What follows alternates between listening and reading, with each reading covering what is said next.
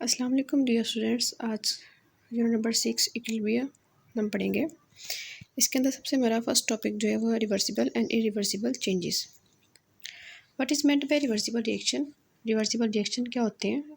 The reaction which can proceed in forward as well as in backward direction are called reversible reactions.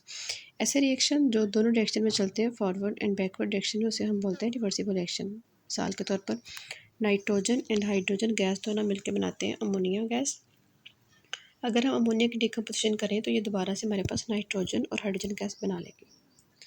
Next हम देखेंगे कि इसकी characteristics क्या हैं। What are the characteristics of reversible reactions? These reaction proceed in both direction. ऐसे reaction दोनों direction में चलते हैं, फॉरवर्ड डायरेक्शन में भी एंड बैकवर्ड डायरेक्शन में भी। These reaction never go to completion. ऐसे रिएक्शन जो है कभी भी मुकम्मल नहीं होते। They are represented by double arrow. इनको हम डबल एरो से शो करते हैं। What is meant by irreversible reaction? अब इरिवर्सिबल रिएक्शन क्या होते हैं? ऐसा हम पहले देख चुके हैं कि ऐसे रिएक्शन जो दोनों डायरेक्शन में चलते हैं उन्हें हम रिवर्सिबल रिएक्शन बोलते हैं। तो इरिवर्सिबल रिएक्शन ऐसे रिएक्शन जो सिर्फ और सिर्फ एक ही डायरेक्शन में चलते हैं।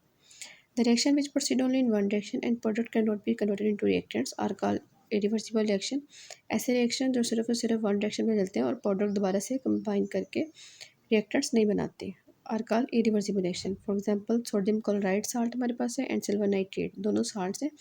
इन दोनों साल्ट्स को हम एक्वस यानी कि पानी के अंदर डिज़ोल्व करेंगे। जब हम इन दोनों को पानी के अंदर डिज़ोल्व करेंगे तो हम देखेंगे कि हमारे पास जो प्रोडक्ट बनेगी वो सिल्वर क्लोराइड के प्रेसिपिटेट्स बन जाएंगे और सिल्वर जो सोडियम नाइट्रेट है वो पानी के अंदर डिज़ोल्व हुई हुई होगी।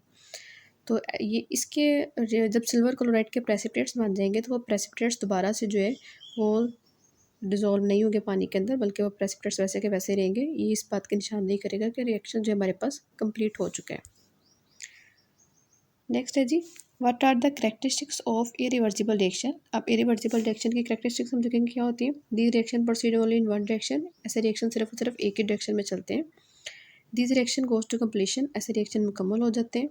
दे are represented by full headed arrow. इनको जो है हम फुल हेडेड एरो से रिप्रेजेंट करते हैं और फुल हेडेड एरो ही इस बात की रिप्रेजेंटेशन करते हैं कि रिएक्शन क्या है, इरिवर्सिबल रिएक्शन है।